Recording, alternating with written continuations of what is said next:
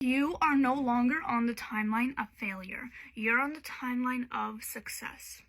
And like we said in part 1, the lessons you needed to learn, the lessons that failure teaches us, have been learned.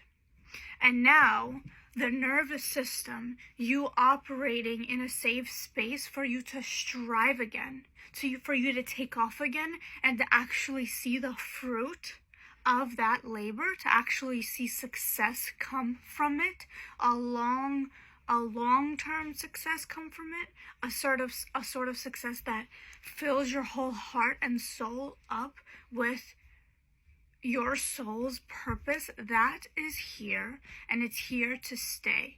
Because in the past, you may have gotten the fruits of your labor and someone or something took it away from you. And that pain is the pain that's connected to your old self. You are on a new timeline of now, a timeline of success. And there's a fear of success. Your fear of failure is the old version of you. Now there's a fear of success. Spirit, how can we go over the mountain?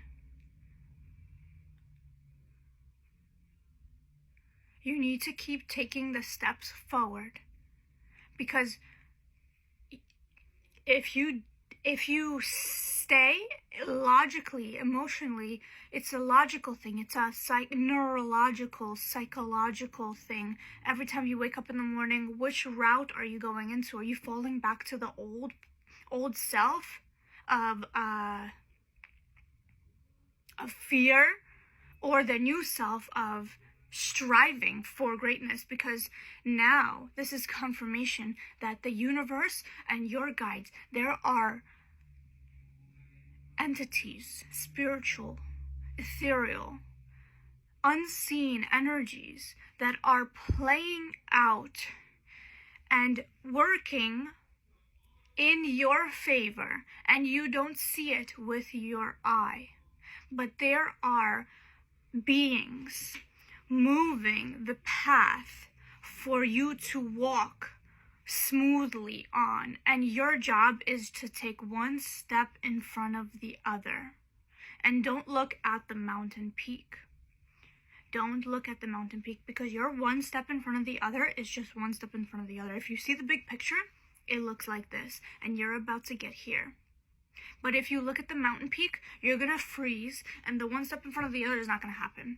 Because right now, you need to look at that one step in front of the other and know that there are energies around you that are unseen, that are paving the way for you to reach that ultimate destiny, that ultimate feeling of accomplishment within you, for you to create something bigger than yourself, for you to create something with yourself, for others, for the community. A motorcycle gearing up again. In part 1, same thing happened.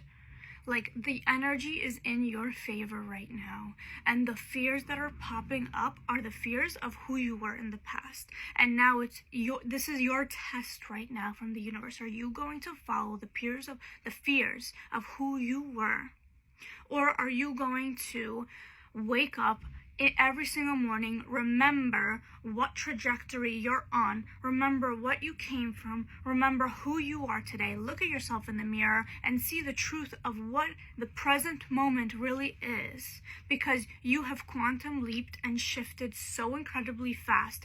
If you don't stay in the present moment, you're gonna lose the fact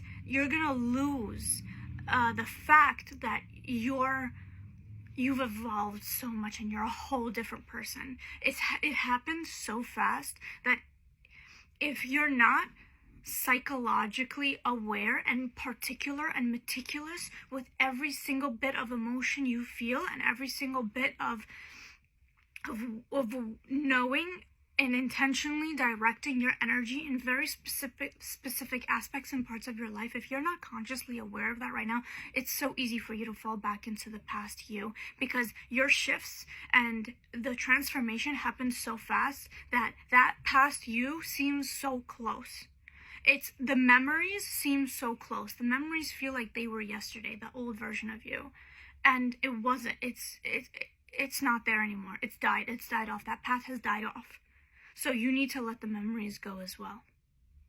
There needs to be a releasing of the memories of the old you, even though it seemed like yesterday. There needs to be a maturing, a growing up, a realizing of who you are today, and walking and standing with your head up tall, with your crown on, knowing this is who I am today. And if anyone or anything shows you otherwise, you turn the other direction, because you're going to say to them, you know what?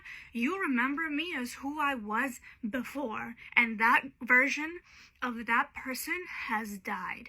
So what you remember me as, either you shift your point of perception about me, or this relationship is not going to work out, because your idea of me is completely wrong. Either you shift your idea of me and you tap in and lock into the present moment of who I am, of who you are. Either they lock into the present moment of who you are, or the relationship is not viable for you in the moment. That's the level of chin up, crown on that you need to be tapping into. The confidence in who you are, who you molded yourself to be, with the help of very, very, very little. And honestly, it wasn't help of people. It was people trying to work overtime for your failure. And you saw that, and you rose above that. What doesn't kill you makes you stronger. There are people out there who actually helped. They wanted you to fall. They wanted to see your breakdown. They wanted to see you deteriorating. And you said, no, honey, I see what you're doing, because you're very intuitive. You're very intuitive, and you said, I see what you're doing. You want to see my fall. And that's not going to happen. And then you rose above them, and you showed them how powerful you actually are. And they miscalculated. They miscalculated you, and they misjudged you. And they said, you know what? She plays a different game. The game is not for me, and they backed off. Let's go to part 3.